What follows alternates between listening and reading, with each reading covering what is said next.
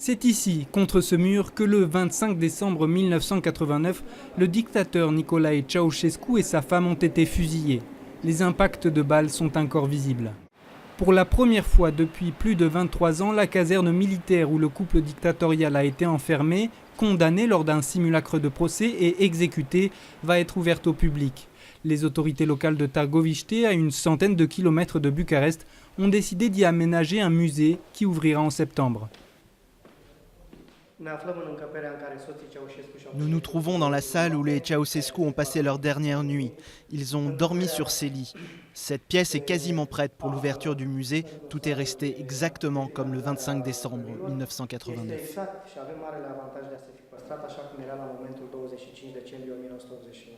La chambre, la salle du procès expéditif et enfin la cour intérieure où a eu lieu l'exécution. Les adeptes de ce tourisme, pas comme les autres, pourront tout voir. Pas question pourtant d'entamer une réflexion sur le passé communiste du pays ou sur cette exécution controversée. Nous ne cherchons pas à imposer des opinions ou à créer des polémiques historiques ou politiques. L'exposition sera exclusivement axée sur le jour du 25 décembre. Pas d'analyse historique, mais un objectif clair, attirer les touristes, les étrangers en particulier. Car même 23 ans après sa mort, Nicolae Ceausescu continue de fasciner. Symbole de sa puissance, le palais du Parlement est la première attraction touristique de Bucarest. Le dictateur fit raser des quartiers entiers du centre historique pour le construire. Il s'agit du deuxième bâtiment le plus grand au monde après le Pentagone.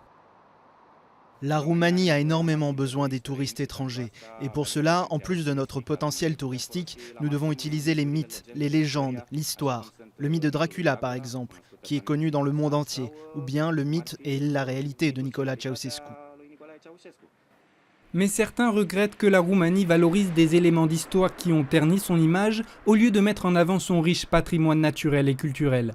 Dans le village de Scornicești, le neveu de Nicolae Ceausescu est aussi réticent.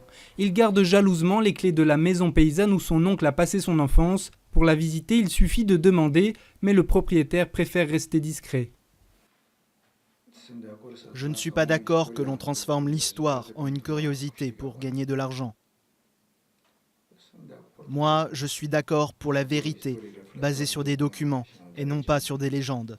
Vérité ou pas, pour les agences de tourisme, la mémoire du génie des Carpates est avant tout une aubaine pour attirer les touristes.